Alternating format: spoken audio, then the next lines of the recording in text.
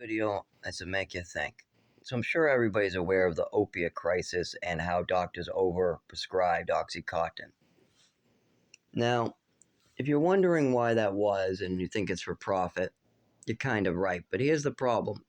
That's only one med, and it only got attention because some of the more wealthy individuals ended up getting hurt. But there are hundreds of people suffering with all different types of illnesses in their body because doctors are doing the same thing over and over again. So, what they're doing is they're looking for orphans with no parents in orphanages. The doctors over medicate them, and then they have money for the rest of their life. These children who end up getting drugged by doctors, or I should say, over medicated by doctors at age 5, 6, 7, 8, 9, they get a little bit of a brainwashing and they stay on the medicine for life, and they do this, but they get better when they go off, and they go through all this craziness, but they end up going to the doctors their whole entire lives. They start on these crazy over medicated medications, and then they never get away from the doctors to the day they die. And I watch this. It's horrible. These people do not know how to handle it. These orphans do not know what's going on. And I'll tell you what's going on. It's repeat business. When a mechanic wants to make a little extra money, they make repeat business. Sometimes they'll leave something so you come back, overcharge. It's the same thing with doctors. This is an orphan. Nobody cares about him. And this has been going on for a while.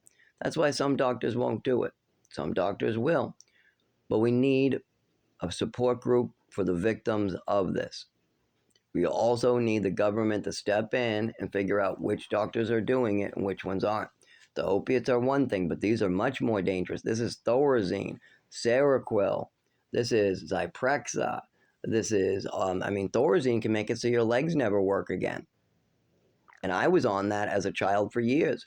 My mother even messed around with my medication, and that's where mine goes nuts. So it's one thing to over medicate a child so that way he needs medical care for the rest of his life. And that way you got him hooked. Because that's what the doctors are doing to a lot of these orphans is they're getting them hooked young. They become drug addicts. They give them some controlled substances, and the kids never figure out a way out. Where if they just didn't drug them at age 5, 6, 7, 8, 9, 10, and they left them alone until 18, a lot of these kids would succeed. I've seen a lot of the orphans that parents decide not to go the medication route, and they do so much better. And the people who stop their medications or pick just 1 out of 5 of their medications seem to improve as well quite a bit. But there's also people who need their medications, and that's not the case. But we need oversight, and we need people to really identify this. Like me, I'm very good at identifying people's actions on medications and how they're different versus when they're not. Anyways, I am not qualified, nor will I ever do that. Well, all I want to do is get better, work for a living, and create a support group and keep on giving my life to God. But the problem is that somebody else needs to step in because there are more and more of these orphans in Massachusetts going through this messed up system. And not all of them will get screwed up by it. But a good population of these children will get screwed up and will never recover from it. And they're going to need a support group to go to or something, some type of assistance. And the problem is that these are the psych doctors who are doing it to them. So how many psych doctors do you think are really going to help them process that psych doctors ended up over-medicating them for 15 years? If that's somebody's illness, if somebody's mental illness really is that they were over-medicated for 15 years, what support group? Who are they supposed to go to? Are they supposed to go to a therapist? Are they supposed to go to a psychiatrist?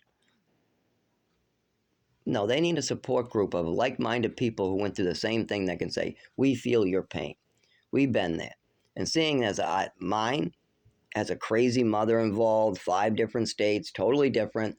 I was in the orphanage at 8 before I even got adopted.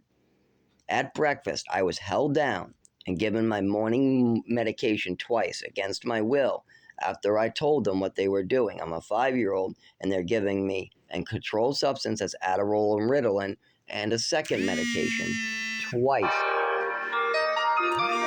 Twice in the same hour. This is the type of stuff that I'm talking about. Children that get held down, get double medication, and then their body shuts down on them, they're going to want to tell somebody.